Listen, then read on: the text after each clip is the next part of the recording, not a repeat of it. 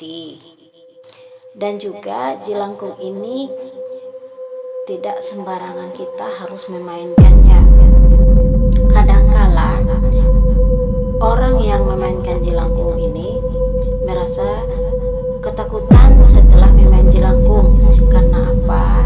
Itu malapetakannya, Bu, ya. Malapetakannya, jelangkung atau roh yang masuk ke dalam bakul ini tidak mau pulang, dan tidak mau ditariknya selimut. Mereka menarik lagi, akhirnya mereka sampai pagi ketakutan. Jelangkung itu pergi, kata mereka ini, di waktu azan subuh. Oh, waktu azan ya. Betul.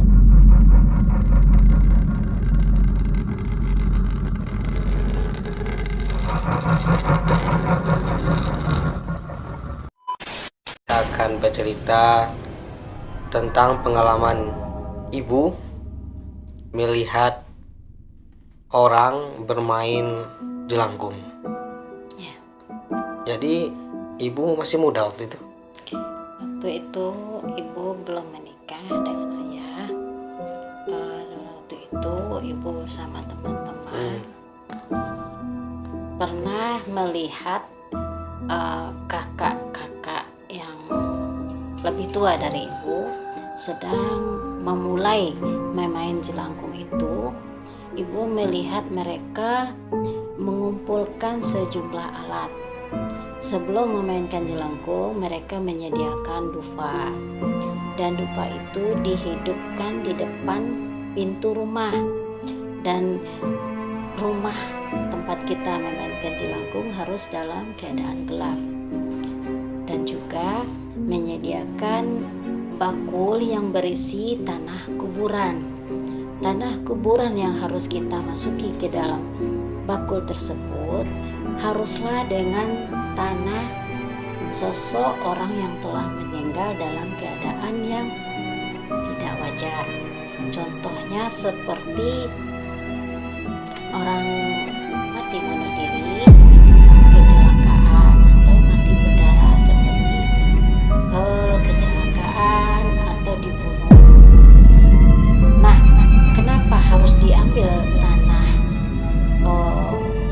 sosok orang meninggal yang seperti itu? Karena katanya roh atau jelangkung itu akan cepat datang.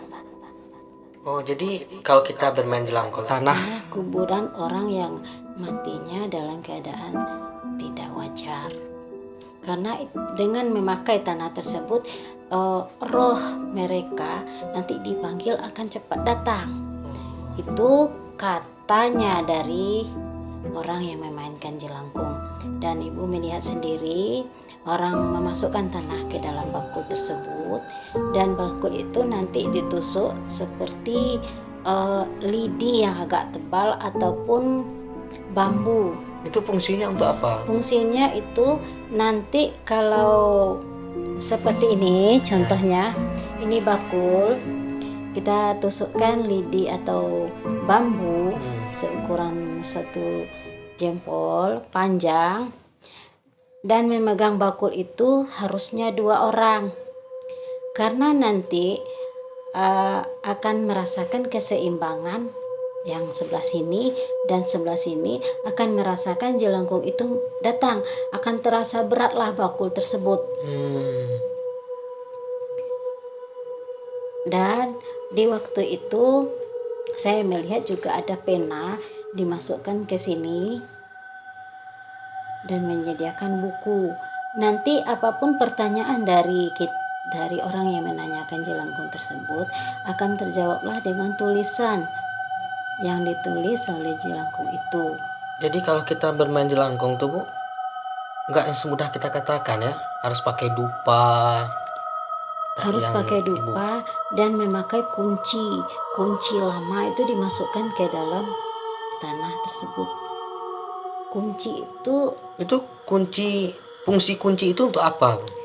Yang itu yang ibu tidak tahu, kenapa harus kuncinya beda dari kunci pintu biasa. Oh, jadi kuncinya khusus ya? Kan kuncinya khusus. Jadi ibu lihat dimasukkan ke dalam bakul, ini umpamakan bakul, lalu lidinya ditusukkan sini, berarti nembus ke sini, dan memegang bakulnya 2 orang. Nanti dihidupkan dupa, dipanggillah jelangkung tersebut.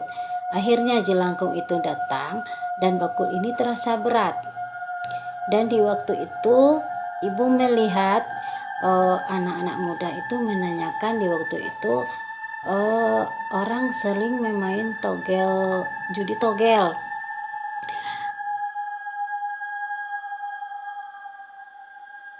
Kalau main togel itu sudah lama, sampai sekarang pun masih ada. Tapi orang waktu itu sangatlah percaya dengan jelangkung ini, anak-anak muda tersebut.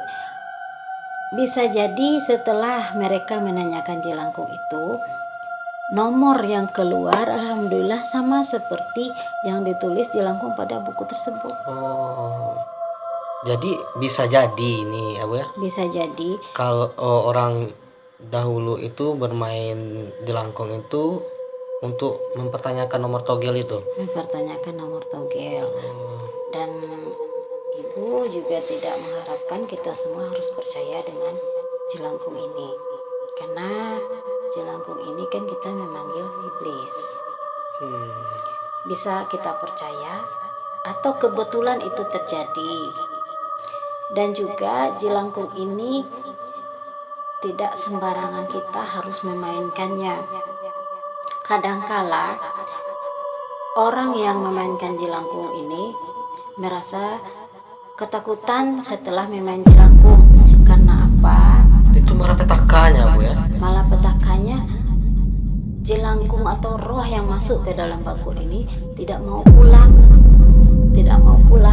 dan tidak mau diantar. Kan sebelum jelangkung itu datang kan kita memanggilnya kan tidak diundang dan tidak kami antar. Nah terus dia datang, dia tidak mau pulang. Itu yang jadi masalah bagi orang yang memainkan jelangkung. Jadi akhirnya pada itu sudah larut malam, sudah jam 11 malam waktu itu kan, lampu tidak banyak. Jadi mereka merasa sudah selesailah kita main jelangkung ini. Lalu jelangkung ini tidak mau pulang, ditulis pada buku tidak mau pulang dia. Lalu mereka merasa ketakutan, tanah yang berada di bakul ini dilempar keluar pintu. Dan mereka merasa sudah selesai, jelangkung itu pun ataupun roh yang masuk ke dalam bakul tersebut merasa sudah pergi. Akhirnya tidak. Mereka lari ketakutan dan sambil tidur mau menyelimuti badan. Itu saya sudah pulang tuh. Saya sudah pulang dan besok paginya saya tanya, wah kami diganggu semalaman. Selimut Itu yang kami, diganggu siapa tuh? orang yang memainkan jelangkung. Orang yang memain jelangkung itu merasa ketakutan, lalu bakul itu kan dibuang tadi. Lalu mereka tidur. Malam itu mereka tidak bisa tidur karena diganggu oleh jelangkung itu. Ditariknya selimut, mereka menarik lagi. Akhirnya mereka sampai pagi ketakutan. Jelangkung itu pergi, kata mereka ini, di waktu azan subuh. Oh, waktu azan ya. Waktu azan subuh, jelangkung itu tidak mengganggu mereka lagi. Kenapa bisa diganggu?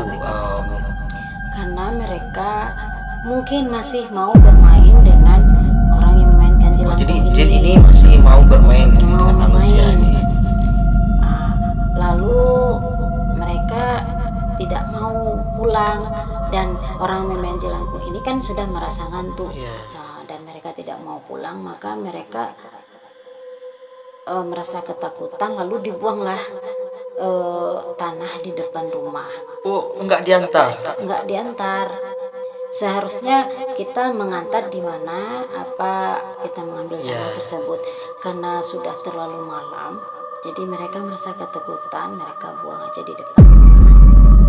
Itu pengalaman yang ibu lihat, merasakan dan melihat waktu itu pada waktu kakak-kakak kelas. Dan ada satu lagi teman-teman ibu yang main jelangkung. Ibu pun tidak tahu dia main jelangkung. Ada orang datang, keluarganya datang ke rumah, mengatakan, "Ti,